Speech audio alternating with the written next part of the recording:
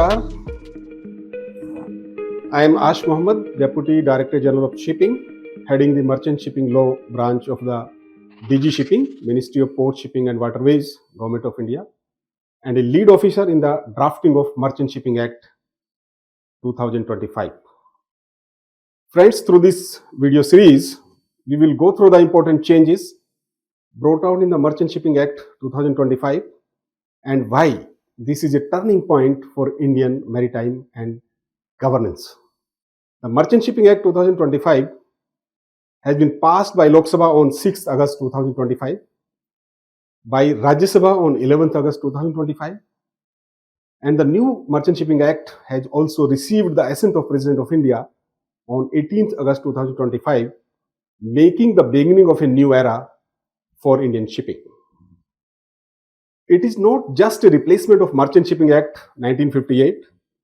It is a blueprint of how Indian maritime sector will be facilitated and transformed.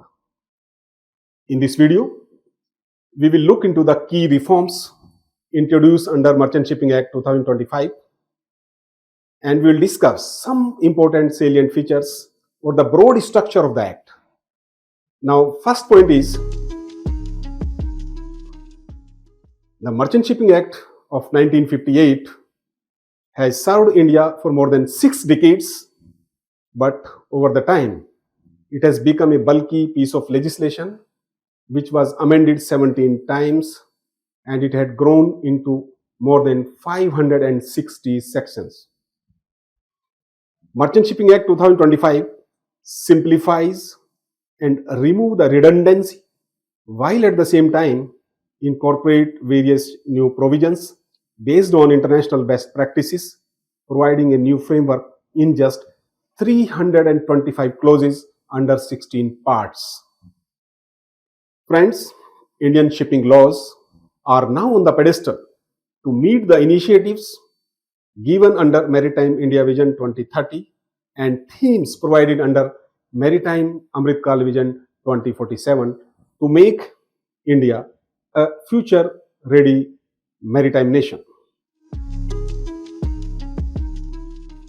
Merchant Shipping Act 2025 has been designed with a clear vision to modernize India's maritime legal framework while also ensuring compliance with India's obligation under international treaties. It incorporates international best practices. It ensures development of Indian shipping and efficient maintenance of Indian mercantile marine in a manner best suited to serve the national interest. Friends, the new Merchant Shipping Act of 2025 is guided by 10 clear objectives. Means, under various chapters of this Act, 10 clear objectives are enshrined. First is transformation of Directorate General of Shipping to Directorate General of Maritime Administration, that is DGS to DGME. Second, increase in the national tonnage. Then development of world-class maritime training facilities and welfare of seafarers, which is based on STCW and MLC conventions. Safety at sea with resilient inspection and certification system for ships, maritime training institutes, recruitment placement agencies, ports, etc. Then it is leading towards sustainable shipping and prevention of marine pollution, enhance preparedness for marine emergency response, and this response is based on best international practices which we have adopted from some leading maritime nations. Then effective maritime liability and compensation regime, again it is based on IMO's liability conventions. Then protection and facilitation of sailing vessels, fishing vessels and smaller vessels which are operating on coast of India. Then another important reform is decriminalization of minor offences for boosting Jan Vishwas.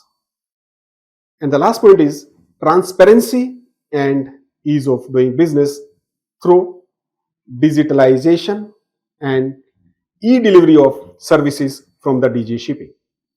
In short, the new act passed by the Parliament, that is Merchant Shipping Act 2025, balances business efficiency, safety, human welfare, and sustainability in Indian shipping. So, Merchant Shipping Act 2025 strengthens India's position as a leading maritime nation. It facilitates greater cooperation with other maritime nations. It incorporates global best practices, and it also incorporates international conventions of IMO and ILO dealing with safety, pollution prevention, human element, and all other aspects which are required to be followed by a member of IMO or ILO. This will ensure India's maritime sector continues to meet international standards, leading to strengthen global confidence in India as a most favored bankable maritime jurisdiction. So, one of the most important reform which we have done in the new Merchant Shipping Act is incorporation of STCW Convention of IMO for proper monitoring of the mechanism for maritime training and skill development of seafarer. Another important point on human element is welfare of the seafarer, and on welfare account, provision of the MLC have been appropriately incorporated in the Act to provide for measures including social security and to deal with the distressed situation at sea as well. This will ensure Indian seafarer remain among the best trained manpower in the world and continues to be highly valued across the globe fleet.